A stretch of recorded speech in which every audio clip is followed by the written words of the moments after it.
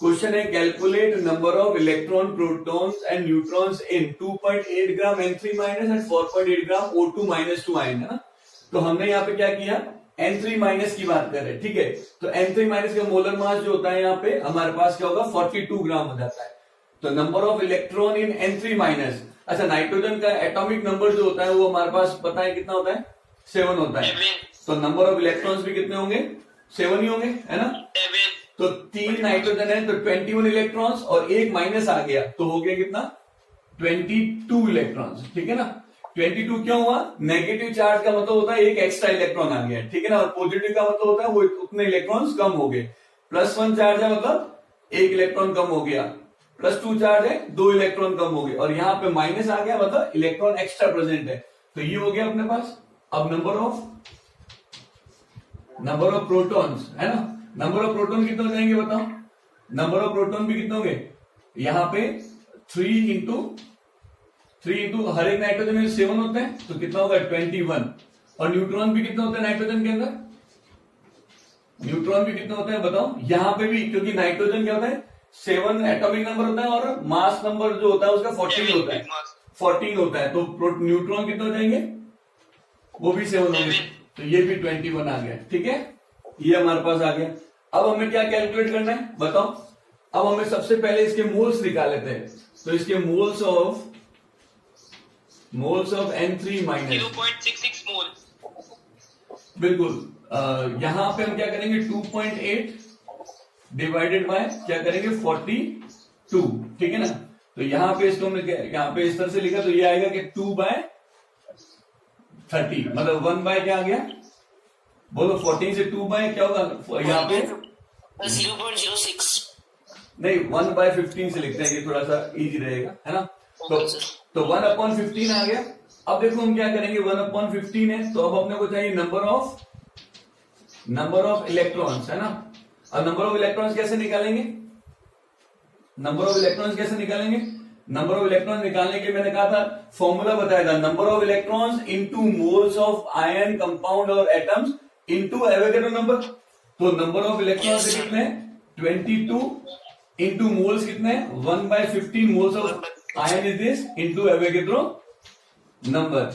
अच्छा इसी तरीके से number of proton and neutron दोनों इक्वली है तो ये 21 into 1/15 into Avogadro number, simple, ठीक है। इसी तरीके से हम क्या करते हैं, इसको कैलकुलेट कर लेते हैं O2 माइनस 2 के अंदर, या O2 माइनस 2 का होमवर्क देते हैं।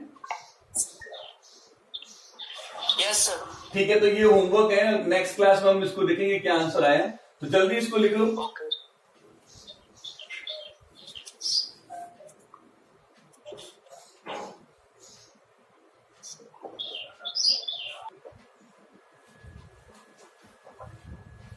चलो अब मैं इसको इरेज कर देता हूं।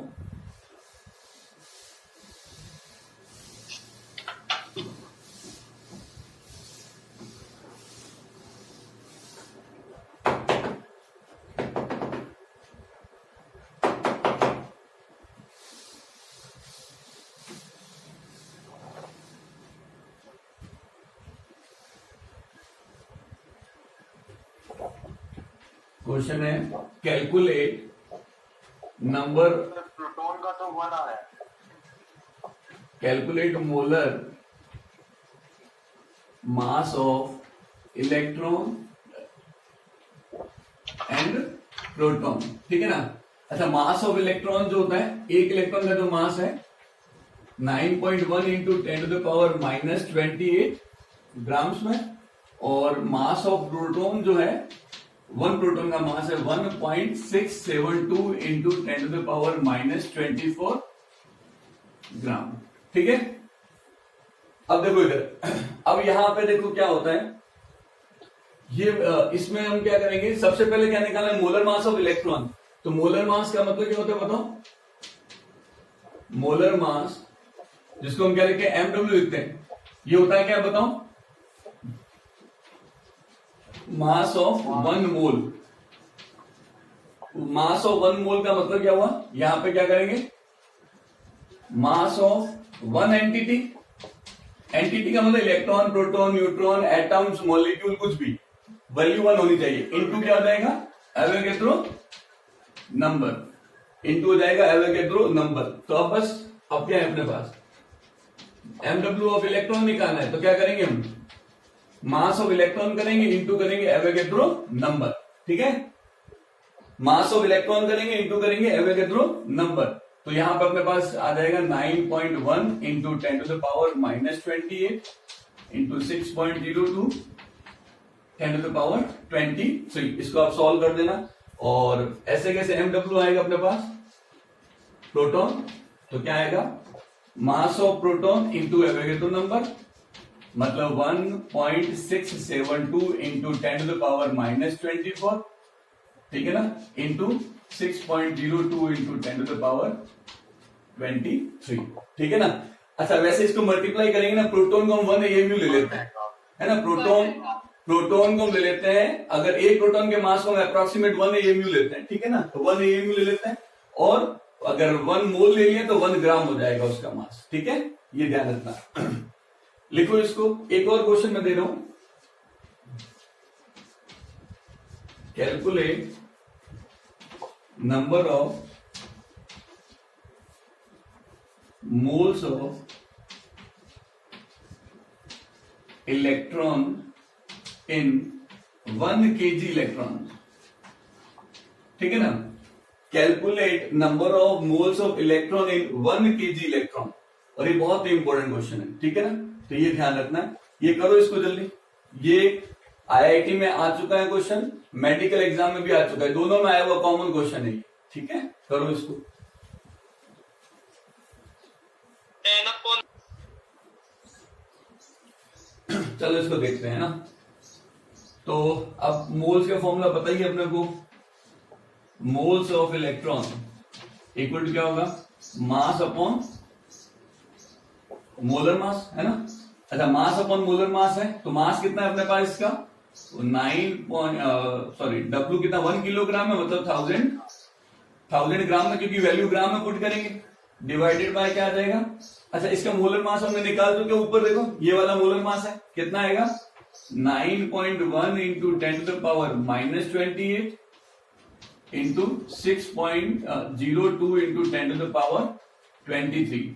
और इसको हम सॉल्व करेंगे तो ये कितना आएगा, ऊपर आएगा 10 to the power 8 divided by 9.1 into 6.02, ठीक है ना। और ये जो हमारे पास आएगा, ये जो है आईआईटी में इसी फॉर्म में अपने को दे रखा था, है ना। इसको पूरा सॉल्व नहीं कर रखा था, इसी ऑप्शन जो दे रखे थे 4 ऑप्शन में से ये ऑप्शन दे रखा था, ठीक है ना। तो ये ध्यान रखना।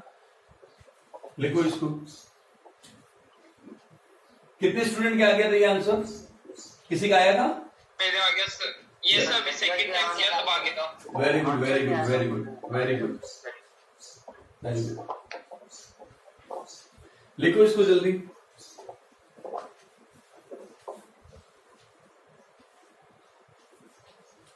अब देखो क्या है, एक्चुअल में क्या होता है, जैसे मान लो हमारे पास क्या चार्ज के बारे में क्वेश्चन आता है। तो क्वेश्चन क्या है यहाँ पे, क्वेश्चन में ये है, कैलकुलेट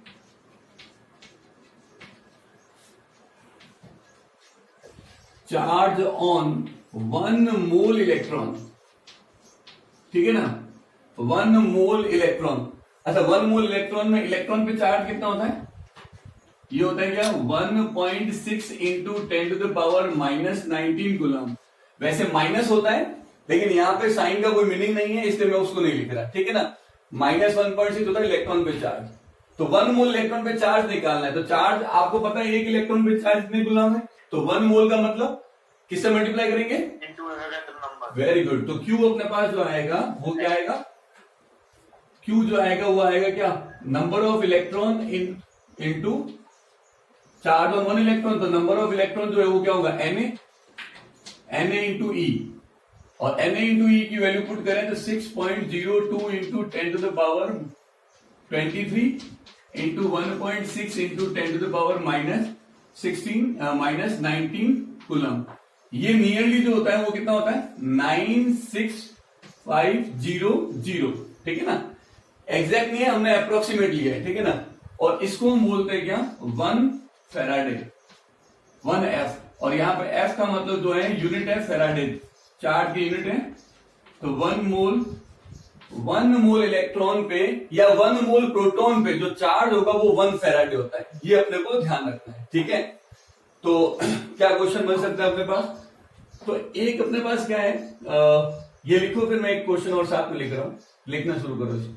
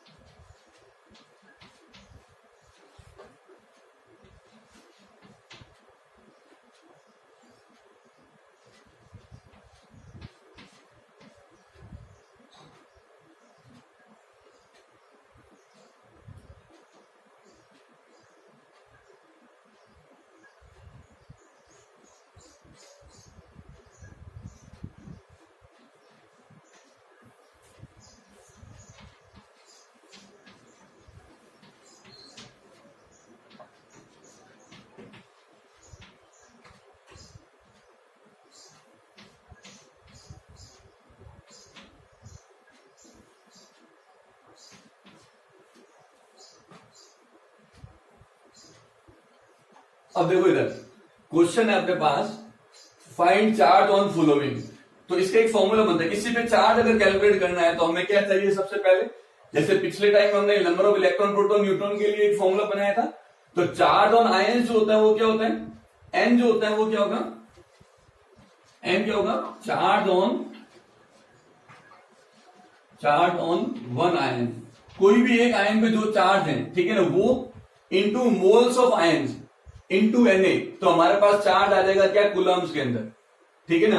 अच्छा, इंटू ई, सॉरी ई भूल गया, ई क्या होगा, चार्ज ऑन 1 इलेक्ट्रॉन, ठीक है। देखो इधर Na इंटू ई को बोलते हैं 1 फैराडे, तो Na इंटू ई जो है वो अपने पास क्या हो जाएगा, फैराडे हो जाएगा। तो मैंने क्या किया, charge on 1 ion into moles of ion into Na into e, तो ये मेरे पास कूलम में चार्ज आ जाएगा, और N into moles of ions into F करते हैं हमारे पास फैराडे में चार्ज आ जाएगा, क्योंकि Na इंटू ई को क्या बोलते हैं, 1 फैराडे।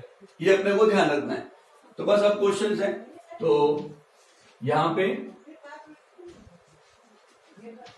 3 ग्राम आयंस N-3, सेकेंड है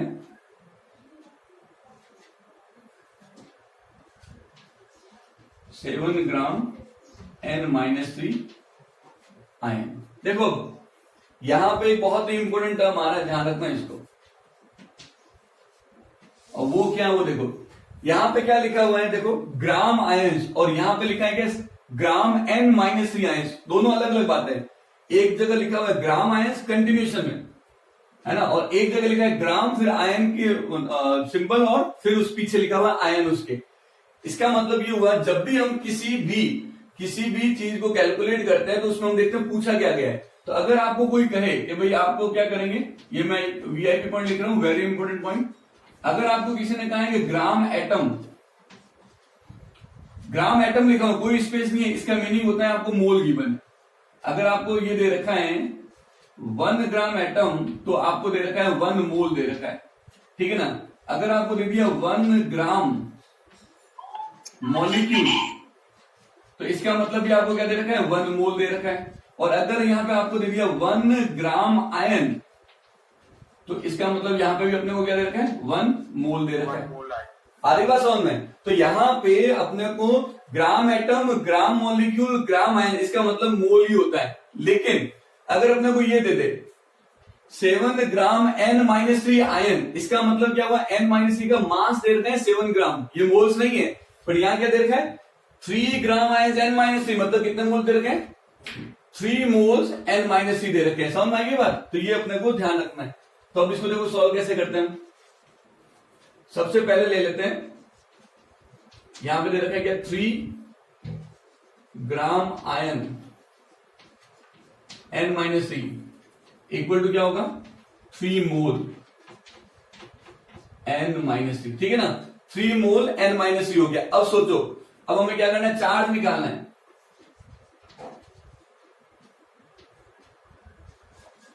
अब चार्ज बताओ, तो चार्ज में सबसे पहले अपने को क्या निकालना है, N। बताओ इसमें N कितना है, इसमें N की वैल्यू कितनी है -3। अच्छा, चार्ज वैल्यू प्लस माइनस को हम नहीं लेते, बोल सकते हैं कि नेगेटिव चार्ज है पॉजिटिव चार्ज है। तो यहां N की वैल्यू कितनी हो गई 3, N की वैल्यू 3। और यहां पे मोल्स ऑफ आयंस कितने हैं, मोल्स ऑफ आयंस कितने हैं, वो भी 3। N की वैल्यू भी 3 क्योंकि N -3 है, तो -3 का चार्ज है, तो यहां पे भी क्या आएगा, मोल्स भी 3 इंटू क्या आएगा Na इंटू ए Na इंटू ई। तो अपने पास आएगा 9 Na इंटू ई, और Na इंटू ई को फेराडे भी लिख सकते हैं, तो आ गया आंसर 9 फेराडे। और ये क्वेश्चन IIT में आ चुका है, बट बहुत पहले आया था, जब आप लोग थे ही नहीं, मतलब पैदा ही नहीं हुए थे, है ना। तो ये ध्यान रखना, तो ये 9 फेराडे जो है वो इसका आंसर होगा। सिमिलरली इधर की बात करें तो यहां पे कितना आएगा, वही अपने को क्या निकालना है। अब बार बार पूरा सॉल्व करूंगा नहीं मैं ना, यहां पे 7 ग्राम N-3 आयन, इसका मतलब होता है mass of N-3 is given. अब देखो हम सीधा डायरेक्टली सॉल्व कर रहे हैं इसको, तो चार्ज कितना आ जाएगा, चार्ज के लिए पहला काम है N निकालना। बताओ N कितना है 3, N-3 तो N आ गया 3। मोल्स कैसे निकालें, मोल्स में मास गिवन है, तो मास अपॉन मोलर मास, तो मास कितना है इसका 7 डिवाइडेड बाय मोलर मास होता है 14 इंटू क्या जाएगा अब Na इंटू ई, या ये कर सकते हैं हम इसको 3 इंटू 7/14 फेराडे। ये ध्यान रखना, ये हमारे पास दोनों के आंसर आ गए। और ये एक इंपॉर्टेंट पॉइंट है, इसको तो जरूर ध्यान रखना, ठीक है। लिखो इसको जल्दी, कोई डाउट हो पूछ भी लो। अगर ये जो क्वेश्चन है इसमें नाइट्रोजन क्या है, सब बंदे 3 क्यों लिए, 10 होने चाहिए ना। वो तो बेटा इलेक्ट्रॉन्स है ना, वो टोटल इलेक्ट्रॉन्स है, और अब भी हम यहाँ पे चार्ज की बात कर रहे हैं, ठीक है ना। अच्छा, प्लस माइनस वो जरूरत नहीं है, ठीक है ना। चलो एक बार मैं इन क्वेश्चन को वापस रिपीट करता हूं, ढंग से सुनना, है ना। अपने को दे रखा है find charge on the following, है ना। 3 ग्राम आयन एल्यूमिनियम प्लस 3 ग्राम आयन एल्यूमिनियम प्लस 3, मतलब चार्ज जो है वो कितना है, चार्ज कितना आ जाएगा, फॉर्मूला में पता है mole N into mole of ion into Na into e, और Na इंटू ई फेराडे होता है। तो देख लो इधर 3 ग्राम आयन मतलब 3 मोल, एल्यूमिनियम प्लस में चार्ज है 3, तो 3 इंटू Na इंटू ई क्या आएगा, और Na इंटू को रिप्लेस कर सकते हैं 9 फेराडे। 6 ग्राम Mg प्लस 2 है, तो 6 ग्राम मतलब मास गिवन है। अब ये मोल नहीं है, ये क्या है, मास है, ठीक है। तो अब बताओ क्या होगा, यहां पे चार्ज है 2, तो 2 इंटू मास है 6 upon molar mass 24 into Na into e, तो ये 1/2 F। 9 faraday 9 gram aluminium plus ion, मतलब अगेन मास गिवन है, तो 3 into 9 upon 27 Na into e, तो 1 फेराडे आ गया इसका आंसर। और 6 ग्राम आयन कार्बोनेट दे रखा है, मतलब 2 into 6 into Na into e equal to 12 faraday. क्यों, Na इंटू ई को फेराडे लिख सकते हैं, चार्ज इसके ऊपर क्या है 2। अच्छा, प्लस माइनस हम लिख सकते हैं कि भाई यहाँ पे ये जो 12 फेराडे माइनस का चार्ज है, ये सारे प्लस के चार्ज है, तो हम लिख सकते हैं, लेकिन वो डिपेंड करता है, अगर ऑप्शन ऐसा है तो नेगेटिव के फॉर्म में रिप्रेजेंट करना, और जनरली ऐसा आता नहीं है, क्योंकि सिंपल से चार्ज के फॉर्म में पूछते हैं जो इंक्लूड ही होता है, तो साइन देते नहीं है वो, ठीक है। और कोई डाउट हो तो पूछो।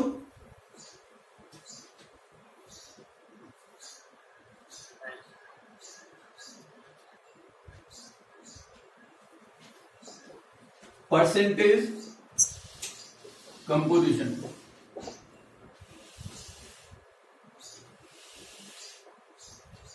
ये ऑलमोस्ट जनरल बेसिक्स मोल का ऑलमोस्ट लास्ट टॉपिक है, ठीक है ना। अब यहां पे हम बात करते हैं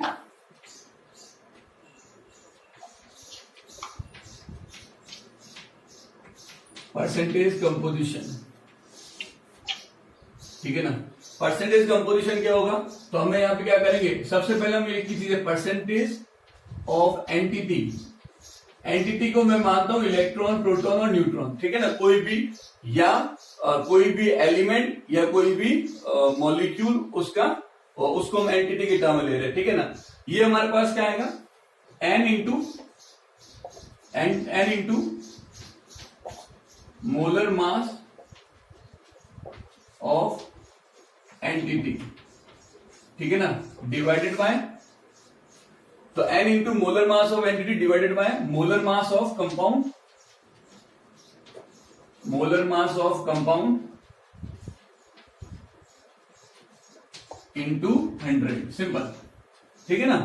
तो ये हमारे पास उससे एंटिटी के अपने पास क्या आ जाएंगे, परसेंटेज आ जाएंगे। अब इसका देखो एग्जाम्पल ले लेते हैं, एग्जाम्पल हम लेते हैं, सबसे सिंपल एग्जाम्पल से स्टार्ट करते हैं, H2O से स्टार्ट करते हैं, ठीक है।